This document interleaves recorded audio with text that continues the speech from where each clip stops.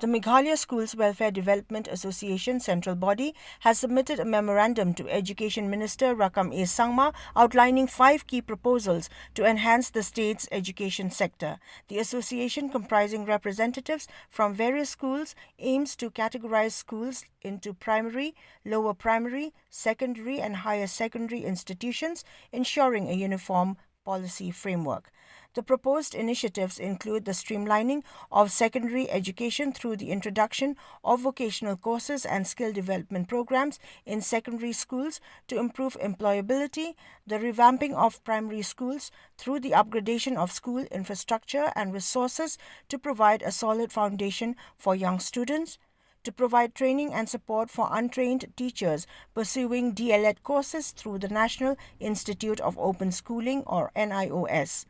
to seek funds for student uniforms, school grants and maintenance grants to support schools in need, and advocating for policy reforms to address the unique challenges faced by schools in Meghalaya. School Welfare Development Association ni Pak Yakanika Board Petip Syabaro di Tuhat Jongka Association kumjuru syaki School Welfare di Badan Lapor jelas di bala community ba nakapenta jongi banginon bang subit ya kali kami rotong udah kaski kat ko mangilay rai ha meeting ka adap di medakaski ura adapan ai ya kani kami memorandum sya education minister but kumjuru ya kani kami memorandum mira ai kopi syabaro concern naduku chief minister nakapenta tetap di nakapenta ka jingya kran babania halor kani timbat panginapu kami beradam ngin sa yakendu pat hari katayo banwan da se anda ula nagalang ju minister on study mo yaki di ka jingya kran ka ba bania kan salong hadir dia ka menta ko bania thu yapi ba timbat di bangla summit hakani kami merandam di dan santel ka badik kong kadai ka streamline of school and categories. Masih patay lingkot ikan ni. Kumang yo iba kajing ya syakmat bat kajing tu ban penduna ya kajing ya kan number jump school. Da ka ba merge lang no tang kawai ka school. Kumbnadu primary hadu secondary dan higher secondary. Pandan no tang kawai high school. Ketika kam kelaya syakmat kita nagalang jong yung gidanru ketika jing ai jingut ya ka department ni ka sarkar ka longba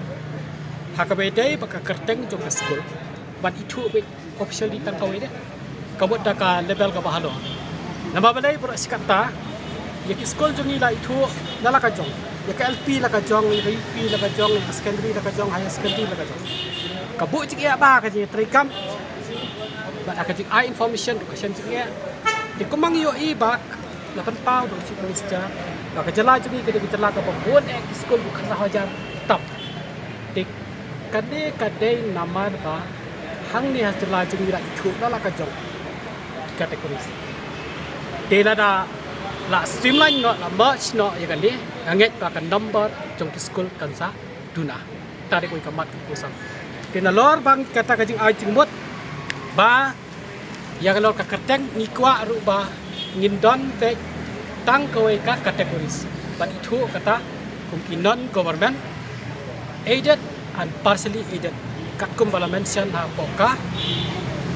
Meghalaya state education policy ngikwa ba